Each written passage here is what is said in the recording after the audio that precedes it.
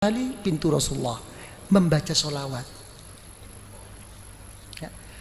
Kebesaran Rasulullah ya, dengan kita membaca sholawat ke Rasulullah, walau riaan, walaupun kita riak, ada maksud lain karena melihat kebesaran Rasulullah, dengan membaca sholawat akan diterima oleh Allah. Sampai Al-Imam Ar-Ramli dan Imam Ibnu Hajar dipertanyakan oleh seorang murid, bagaimana buat saya wahai guru, dengan begitu banyak dosa yang saya kerjakan, banyak kesalahan-kesalahan, yang baik buat saya itu apa? Membaca istighfar apa sholawat? Dijawab, yang lebih baik baca sholawat. Sedangkan secara logika, kamu tuh banyak dosa, ingin diampuni dosanya, mestinya membaca istighfar. Ini tidak. Istighfar kamu itu yahtaju ila asfi istighfarin. Istighfar kamu itu masih memerlukan 1000 kali istighfar. Belum tentu kamu istighfar kepada Allah. Makanya setengah ba'dul aulia, setengah wali tidak berani membaca astaghfirullahaladzim alladzi la ilaha illahu. Enggak berani. Saya mohon ampun. Betulkah kamu mohon ampun? Jangan-jangan habis ini kamu nanti suka lagi melecehkan Allah, kamu istihza. Enggak berani. Yang ada itu tidak mohon ampun, tapi Rabbighfirli, ampuni saya ya Allah, ampuni. Saya enggak mohon kayak saya ini orang pandai-pandai aja mengaku mohon ampun. Emang betulkah kamu? Sampai begitu akhlaknya. Ini ba'dil aulia. Tapi tetap kelas tinggi lagi wali, dibimbingnya oleh ulama thariqah. Tetap kamu harus mohon ampun kepada Allah, astaghfirullahalazim. Tapi bagaimana guru? Tapi kamu sandarnya bukan di situ. Bukan bersandar kamu mau pandai-pandai diri sungguh-sungguh mohon ampun kepada Allah. Kenyataannya kamu tidak kok. Tapi kalau kamu membaca astaghfirullahalazim, kamu larikan kepada Rasulullah sallallahu alaihi wasallam. Kenapa? Karena Rasulullah membimbing saya menggunakan kalimah ini. Minta dukungan Rasulullah. Ini ikut. Okay, you understand? Ya, ikut. Karena itu dijawab oleh para ulama, baca sholawat. Kenapa? Karena kamu kalau sholawat sudah berKKN dengan Rasulullah sallallahu alaihi wasallam, ya kan? Sejelek-jelek saya wahai Rasulullah, engkau tidak akan bisa mengingkari bahwa saya walaupun bagaimana termasuk umatmu wahai Rasulullah. Enak kan? Sholawat.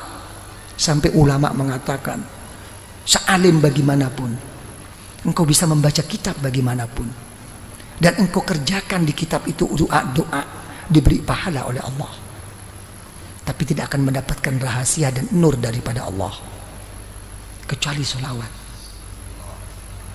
Jadi orang thariqah itu mencari rahasia dan nur yang terselip di dalamnya. Jadi sholawat itu ngikut.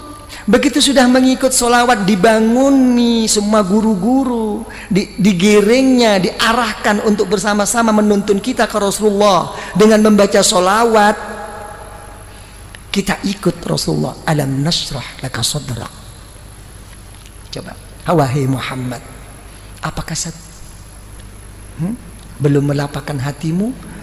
Sudah wahai Allah. Coba, kita juga begitu akan menjawab, alam nashrah laka sadrak. Nanti waktu khususi, iya ya Allah, seperti engkau melapangkan Nabi Muhammad, lapangkanlah hati saya ya Allah. Gitu, manja. Orang thariqat itu manja, tapi sesudah istiqomah, nggak istiqomah kok manja. Gitu. Alam nashrah laka sadrak wa wada'na. Apakah saya tidak telah meletakkan mengampuni dosamu wahai Rasulullah? Iya, iya ya Allah. Saya juga deh ya Allah, saya juga. Gitu orang thariqat, saya juga deh. Nah, ikutin deh, udah ngumpul nih. Begitu. Allazi anqadha telah sudah nggak mampu, sudah patah semua ini kemampuan kita. Ya, Alam nashrah laka sadrak wa wada'na anka wizrak alladhi anqadha dhahrak wa rafa'na. Wahai Muhammad, apakah saya tidak telah mengangkat sebutan-sebutanmu? Kalau ada la ilaha illallah mesti ada Muhammadur Rasulullah, ya kan? Kalau sampai Nabiullah Adam, ya kan, bisa berwasilah kepadamu dengan melihat setiap apapun yang di aras, yang di surga, nampak nama Allah, mesti ada nama Nabi Muhammad. Saya lebih khusus wahai Rasulullah, angkatlah saya. Tapi namanya hidup, walaupun bagaimana akan menghadapi suatu kegoncangan dalam kehidupan. Betul apa tidak? Diulang 2 kali di ayat ini, innama ala usri yusra, innama ala usri, sampai 2 kali. Sesungguhnya, percayalah yang mantap sama Allah. Sudahlah, sesudahnya ada sesuatu kesusahan, kerepotan, mesti ada jalan keluar. Sampai 2 kali. Ini menunjukkan bahwa kita ini mudah goyah. Gimana? Telah berhasil apa tidak perjuangannya ini? Yai, kok kalau dilihat-lihat kok innama al usri yusra, innama al usri yusra. Saya kok nggak pernah yusra, kok usri terus ini, ya apa ini? Karena saya jadi usri jadi usrak terus. Ngusrak terus saya ini. Ayo ngomong. Ya, gimana kok sampai tidak berhasil semua ini? Ya, zaman dulu semuanya serba mudah, kita susah. Sekarang kok kenyataannya seperti ini Indonesia.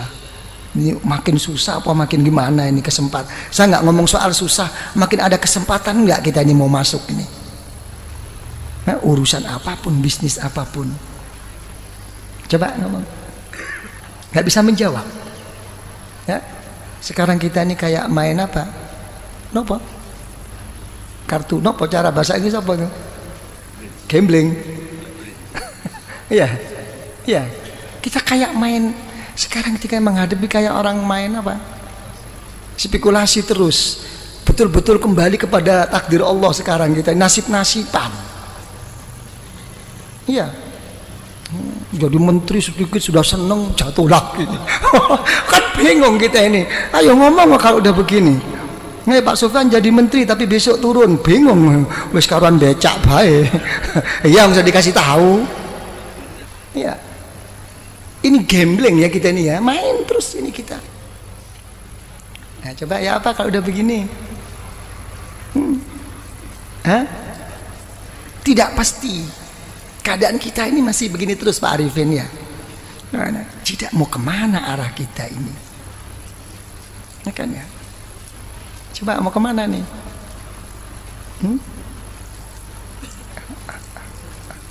Ya, sama Allah sih sabar. Sama Allah itu nerima, sing gawe ruwet iki sing bang gregetno.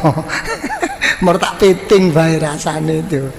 Nah, ini permasalahannya. Kalau saya sih dalam menghadapi masalah ini, saya lihat dalam suatu hadis riwayat Imam Al-Muwatta. Ya, dalam kitab Muwatta Al-Imam Malik radhiyallahu anhu itu mengatakan ada satu hadis, kalau Allah Ta'ala itu menyintai seseorang akan diberi ujian oleh Allah. Enak enggak kira-kira ini? Apa? Yang enteng loh. Enteng enggak enteng itu bukan masalahnya, hatinya. Sesuatu yang enggak bisa dibuat enteng itu kalau sudah menyangkut amanat, tanggung jawab kepada umat. Selain itu terserah hati, dibuat enteng apa dibuat abot, ayo ngomong. Nah, ya, diberi ujian oleh Allah tentang dirinya, tentang keluarganya, tentang bisnisnya, sampai mau meninggal pun keluarnya nafas itu susah. Tapi tetap ingat Allah. Begitu di akhirat, masuk liang kubur, dijemput oleh orang-orang yang soleh. dibawanya menghadap kepada Allah, bertanya, wahai Allah, saya tidak punya ilmu, ibadah saya kurang, saya juga sering mengerjakan dosa, kok tiba-tiba saya sampai di sini nih, gimana? Nggak ada nerakanya kamu, kemarin udah kamu ambil semua. Oh gitu dong, oke deh. Ya gitu. Tapi sebaliknya, kalau orang itu tidak disukai oleh Allah, diberi satu kelapangan, makin dia berbuat baik, makin diberi kontan oleh Allah di dunia ini. Semuanya cukup, keluarganya oke, kesehatannya oke, sampai mau meninggal pun lapang, lancar.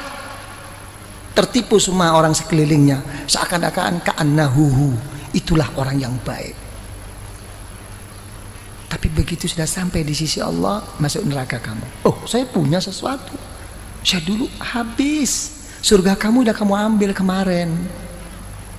Jadi kita jangan tertipu, ya, dengan kadang-kadang gimana nih Yai, zikir pun sampai mau patah leher nih, kok enggak lancar-lancar. Ya kan, kok begini-begini, kenapa? Itu sih orang nggak pernah sembahyang, oke-oke aja nih, hotelnya makin tinggi, ini ikut Yai kok tambah begini nih, gimana nih? Wah, gua mau cari guru lain deh. Wah, iki mulai main dukun.